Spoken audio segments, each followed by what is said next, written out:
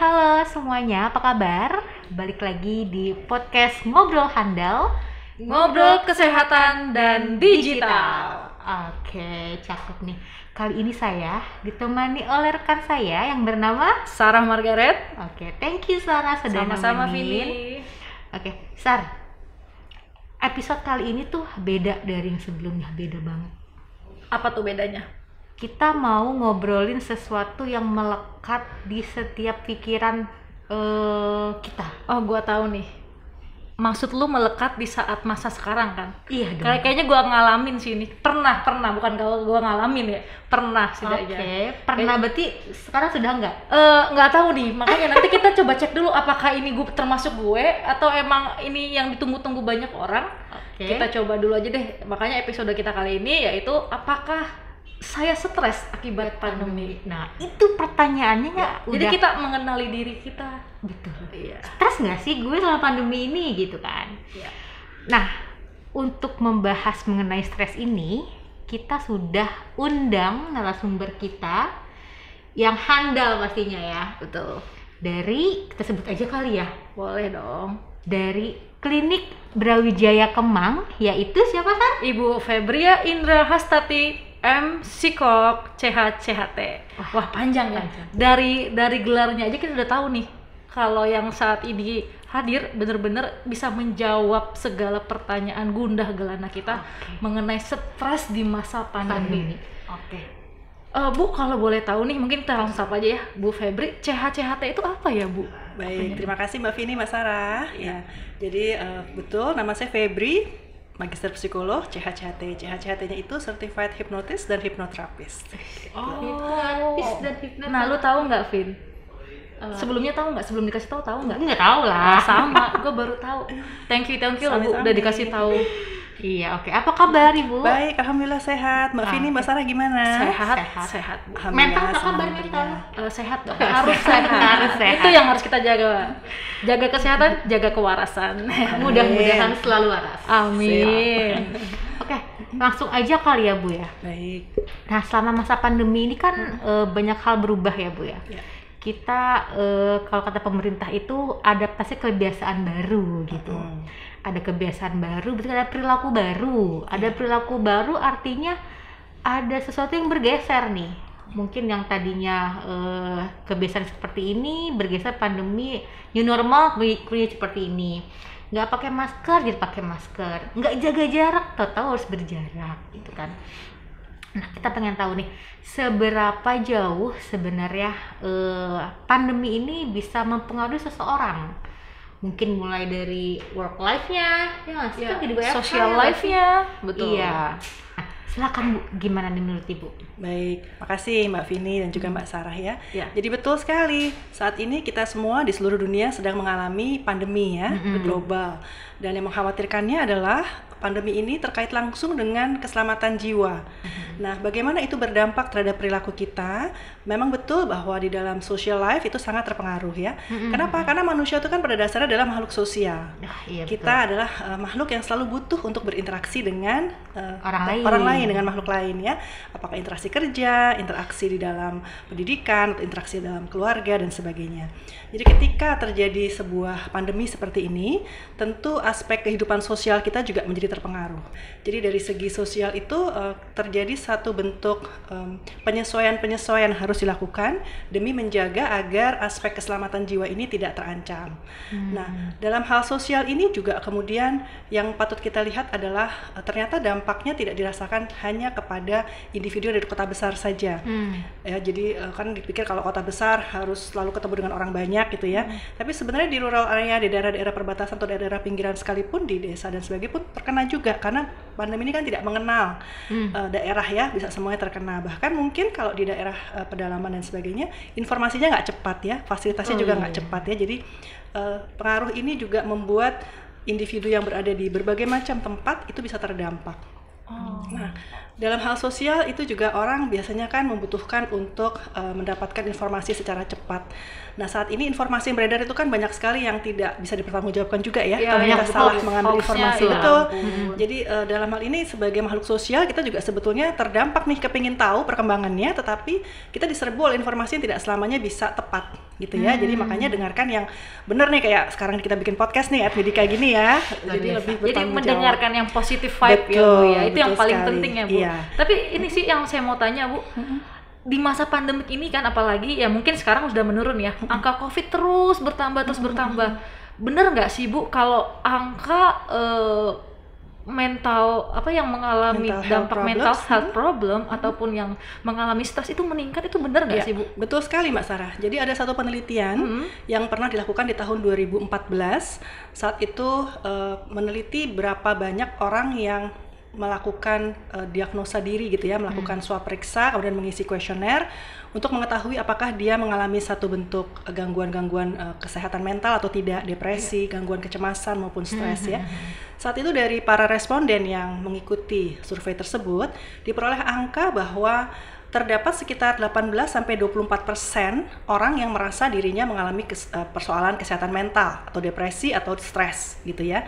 Jadi 18-24% nih. Hampir seperempat Ya, dari yang mengikuti itu. Kita pikir nih tinggi nih gitu ya tahun 2014. Tapi ternyata 2020 ketika dilakukan hal yang serupa oleh lembaga lain, angkanya menjadi 2 kali bahkan 3 kali lipat. Wow, berarti Jadi 70-80% dong. 68% sekitar Oh, itu oke. ya. Jadi ada Hampir 57, 58 sampai 68% itu dimuat ada di saya lihat sebentar ya di surveymeter.org. Jadi itu memang kalau dilihat betul terjadi peningkatan masalah kesehatan mental, iya. Dan kenapa orang banyak sekali merasakan stres, depresi pada saat pandemi? Karena tadi tidak hanya aspek sosial yang terpengaruh, tapi juga personal Life. personal life. Karena apa? Setiap manusia itu kan punya multi peran. Ya. Dan ketika terjadi hal ini, maka beban dia menjadi bertambah lagi. Jadi misalnya seorang ibu, seorang perempuan bekerja ya, selain menjadi seorang ibu, dia juga seorang wanita karir misalnya. Betul. Pada saat sebelum pandemi, dia konsentrasinya bisa dengan mudah dia delegasikan tugas untuk belajar ada pada pihak sekolah gitu ya, les dan sebagainya. Ketika terjadi pandemi itu kan semuanya menjadi bebannya kepada si orang tua ini gitu ya. Selain dia tetap harus mencari nafkah, dia juga sebagai pekerja, tapi juga harus melakukan proses pendidikan anak di rumah. Jadi bertambahlah bebannya. Belum lagi ketika dia harus tetap dapat membina hubungan baik dengan keluarga besar, dengan teman-teman, tetapi secara pertemuan yang langsung tidak bisa dilakukan ya. Jadi bagaimana dia bisa memainkan peran juga di masyarakat? Ini kan juga terhambat ya. Peran dia sebagai personal di dalam lingkungan sosial juga menjadi terhambat. Belum nanti di work life gitu ya, yang tadinya dia udah punya target-target yang ingin dicapai, kinerja yang ingin dia tunjukkan, prestasi. Tapi dengan adanya pandemi kan dia jadi tidak bisa kemana-mana, mau ketemu klien juga terhambat. Akhirnya itu berpengaruh terhadap prestasi diri, mengakibatkan dia merasa seakan-akan tidak tercapai targetnya, padahal bukan salah dia juga gitu, kondisi yang tidak memungkinkan dia untuk bertemu dengan pihak-pihak yang ingin diprospek misalnya begitu ya. Jadi hal ini juga mempengaruhi di tempat kerja. Belum lagi orang di rumah terus itu kan jenuh, bosan, kurang piknik. Biasanya kan ke kantor biar bagaimanapun kita capeknya, tapi ketemu teman seneng ya Happy. gitu. Belum Ada tentu unsur di rumah kreatif. aja bisa ketawa aja ya Bu. Iya, Bahkan betul malah sekali. ya overthinking. Betul sekali, apalagi kalau nggak bisa keluar rumah, kita kan makhluk sosial tadi ya, butuh ketemu teman. Begitu tidak ada fungsi tersebut, maka rasanya kita kayak kesepian, kayak kita bosen di rumah. Nah itu yang kemudian menimbulkan perasaan-perasaan bisa depresi, bisa stres, bisa gangguan kecemasan, dan akhirnya tadi jumlah penderita kesehatan mental itu menjadi meningkat berdasarkan survei tadi ya. Nah, tadi kan Ibu sudah kasih tahu nih kalau jumlahnya meningkat 68%. Itu cukup tinggi loh Bu. Apalagi kan sebenarnya di Indonesia ini ketika kita stres jarang yang aware ke psikolog. Pasti jarang yang aware pergi ke mengadu ke tempat yang benar. Betul, Bisa pada jadi orang yang benar ya. malah mungkin amit-amit nih ke obat-obatan atau ke hal-hal yang emang tidak positif gitu. Nah, menurut Ibu bagaimana Bu? Apakah kan Ibu psikolog pasti menerima pasien, apakah meningkat juga gitu angka pasiennya gitu sih Bu terkait hal ini? Jadi kalau kita melihat dari jumlah pasien, sempat memang ketika terjadi pertama-tama ada PPKM tentu ada penyesuaian juga ya, tidak langsung meningkat, tetapi setelah PPKM berlalu kemudian memang makin banyak ya. Dan kalau kita lihat jenis-jenis kasusnya yang ditangani, memang banyak sekali yang depresi.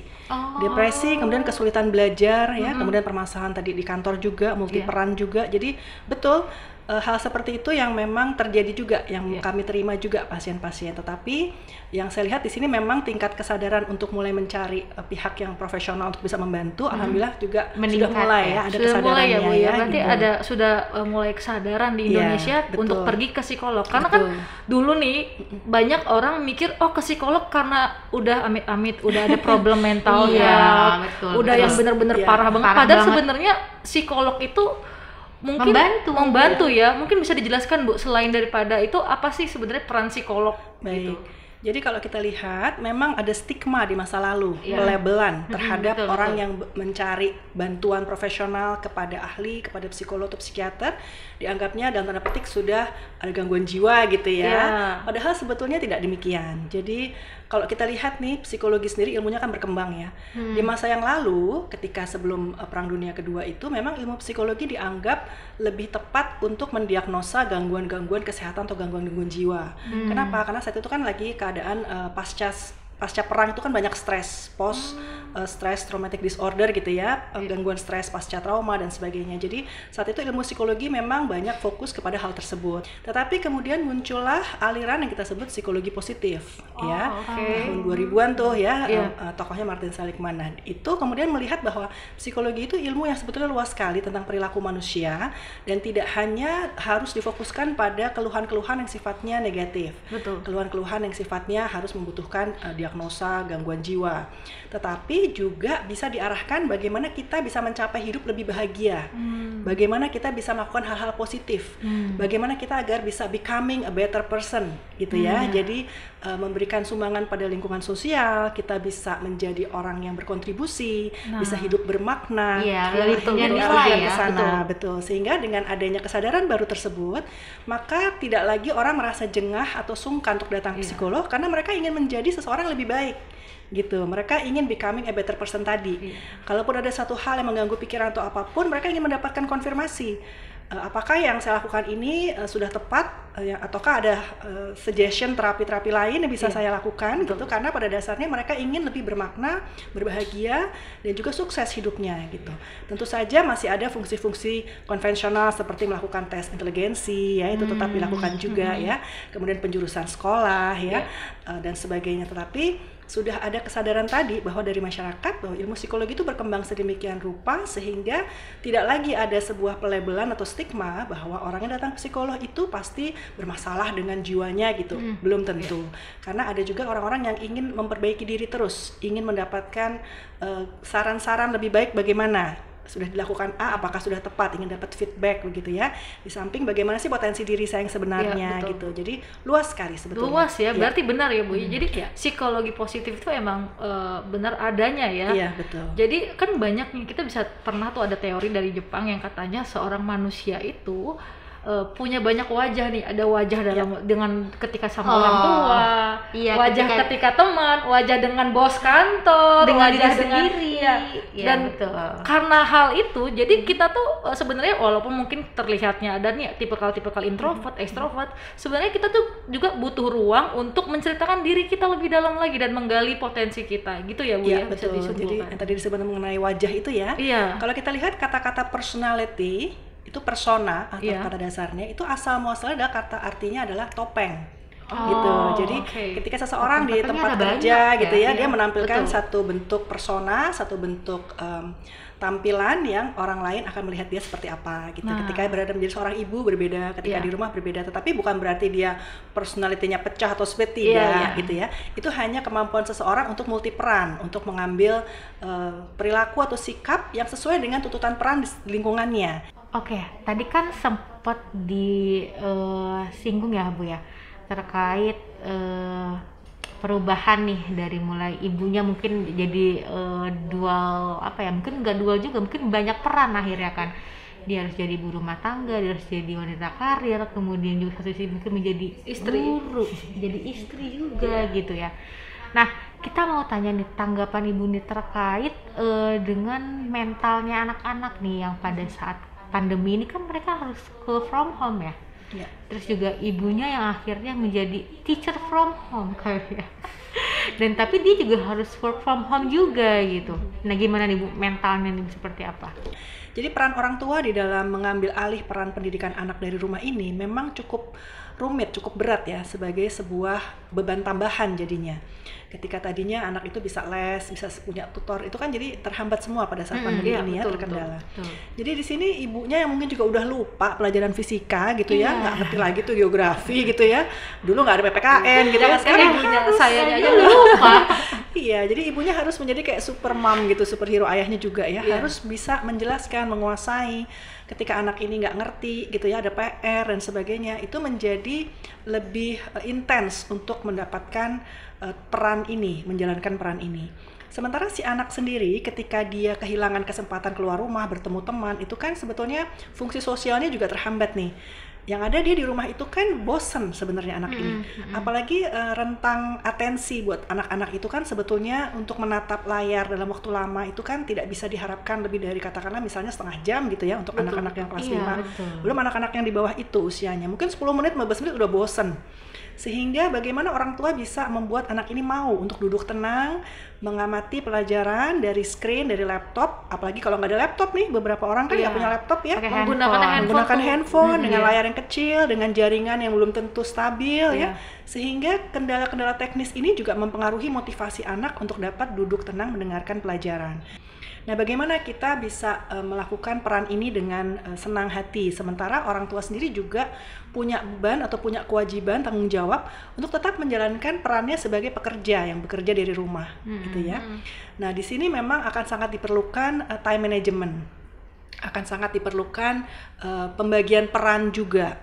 Time management dalam arti begini, bagaimana si ibu dan si ayah ini bisa mengatur agar ketika proses belajar selesai, mereka juga ada kesempatan untuk let's say istirahat, gitu ya. Kemudian mereka juga ada kesempatan untuk mengerjakan tugas-tugas pribadi mereka dalam kaitan dengan sebagai pekerja kantor tadi. Bagaimana si anak ini bisa tetap disemangatin juga meskipun situasinya tidak ideal. Nah, ketika dia bisa melakukan time management ini dengan baik, bisa berbagi peran dengan pasangannya, misalnya hari ini aku udah rapat jadi nggak bisa dampingin nih, bisa nggak ayah atau siapa orang di rumah yang bisa dimintain tolong, apakah ada kakak, apakah ada nenek misalnya. Jadi berbagi peran juga dengan orang-orang yang bisa kita minta tolong di rumah. Mungkin ini agak sedikit ringan ya. Kemudian juga bisa membuat anak itu diminta untuk paling tidak dijanjikan bahwa nanti ibu akan lihat. Jadi ibu nggak bisa selamanya ada di samping kamu, tapi ibu nanti akan lihat ke situ. Oh, dikasih tanggung jawab. Dikasih tanggung jawab untuk bisa di depan komputer selama sekian lama, nanti berapa kali ibu akan cek, ibu akan lihat. Satu hal yang juga bisa kita dilakukan oleh para orang tua adalah ketika saat ini kita lihat bahwa fungsi dari gadget, fungsi dari laptop untuk dapat melakukan proses belajar dari rumah maupun bekerja dari rumah itu kan sangat tinggi. Sedangkan fungsi ruang tamu di rumah untuk hari-hari gini itu kan nggak ada sebenarnya. Siapa juga mau terima tamu ya. Jadi tempat tidur siang kayaknya.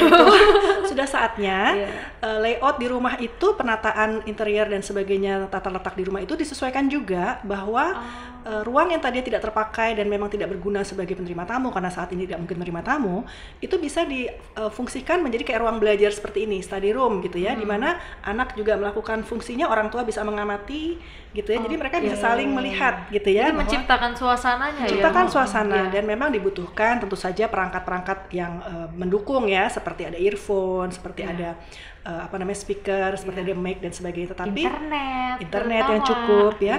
Jadi di dalam ruangan tersebut maka orang tua bisa mengamati sekaligus menyemangati anak bahwa ibu pun bekerja loh nak, ibu nggak malas-malasan nih, ibu juga bekerja, bukannya malah ibunya nonton telenovela gitu, enggak gitu ya. Ibunya pun bekerja, jadi dia melihat anaknya pun semangat ketika melihat ibunya pun produktif gitu Mbak. Baru tahu nih ternyata interior juga pengaruh ya. Pengaruh. Makanya kan itu ketika kita ngadain meeting tuh ada virtual Zoom kan tuh. Itu pengaruh juga loh sebenarnya loh. Jadi membuat suasana ceria, suasana have fun. Karena betul. kalau di screen time itu paling lama kita berapa sih fokusnya? Paling 1,5 jam ya Bu, atau bahkan 1 jam juga udah berat gitu ya. Sebelum kita ngebahas tentang gimana self diagnosnya, kita ngebahas stres itu apa sih?